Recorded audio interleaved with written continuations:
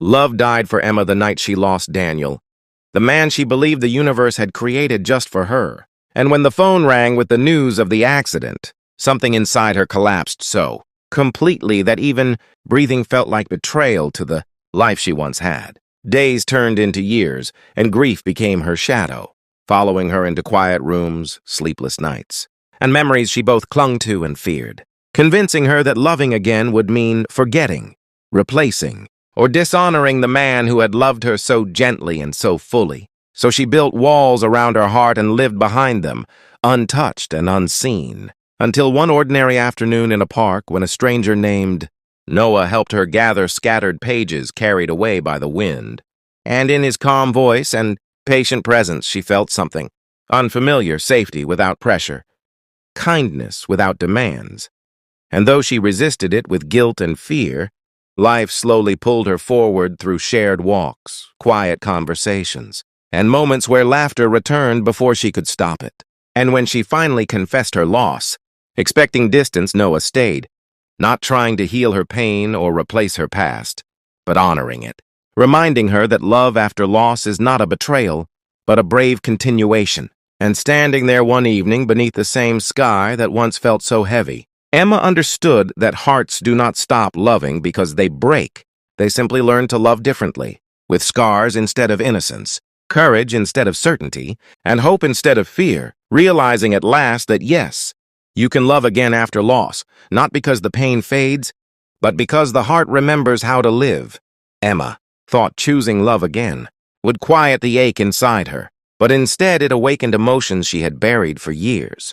Because loving Noah meant opening doors she had sealed with grief. And some nights she lay awake torn between comfort and guilt, wondering if happiness was something she was still allowed to feel, as memories of Daniel returned unexpectedly in familiar places. Old songs and silent moments where her heart whispered his name. And when fear finally spilled out in tears, Noah didn't argue or reassure her with empty promises. He simply held space for her pain, teaching her that loving again did not require forgetting what once was.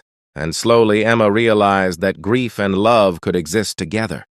That missing Daniel didn't mean she loved Noah less. It meant she had loved deeply once before. And that truth softened her heart enough to let warmth back in, not rushing forward, but taking careful steps toward a future she no longer felt guilty imagining. Time passed gently after that, and Emma noticed how love with Noah felt different yet real, quieter but steady, not fueled by innocence but by understanding. And one evening, as they watched the sunset bleed into the horizon, she finally accepted that loving again did not erase her past, but expanded her heart to hold both loss. Emma never imagined that choosing to stay would be harder than surviving loss, because grief had taught her how to endure pain, but love demanded courage every single day. And as her relationship with Noah deepened, she discovered that healing was not a straight path, but a circle that often brought her back to memories she thought she had already made peace with, moments where Daniel's absence felt louder than ever, especially during milestones she once believed they would share together. And there were days when guilt crept in quietly, whispering that her laughter was too loud, her happiness too real, as if joy itself were an act of betrayal. Yet Noah never asked her to hide those feelings or rush past them. Instead, he gave her patience wrapped in consistency, showing her through small acts, waiting without complaint, listening without fixing, loving without conditions, that love could be safe again, though not painless.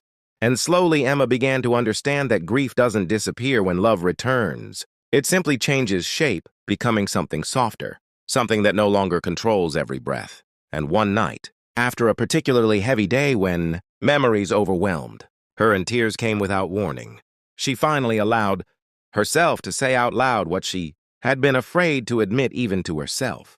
That part of her would always belong to Daniel, that his love had shaped her in ways that could never be undone. And instead of pulling away, Noah held her closer and said the words that would settle deep into her soul. That loving someone who is gone does not reduce the love you give to someone who is here, because hearts are not limited spaces but expanding ones, capable of holding more than one truth at the same time. And from that moment on, something inside Emma shifted, not suddenly, not dramatically but gently, like a door opening after years of being locked. allowing light to enter without forcing the darkness out. And as seasons changed, Emma noticed herself changing too, no longer avoiding places that reminded her of Daniel, but visiting them with acceptance, sometimes alone, sometimes with Noah, sharing stories she once kept locked inside, learning that memories could exist without destroying the present. And when the anniversary of Daniel's death arrived, a day she usually spent isolated and numb, she chose differently, visiting the place where his ashes were scattered, speaking to him with honesty instead of sorrow, thanking him for the love they shared and for the strength it left behind. And for the first time, she left without feeling hollow, realizing that grief had taught her survival, but love was teaching her how to live again. And as her bond with Noah grew stronger, Emma faced new fears. The fear of commitment, the fear of promises, the fear that opening her heart fully would invite Noah grew stronger. Emma faced new fears. The fear of commitment, the fear of promises, the fear that opening her heart fully would invite another UNB.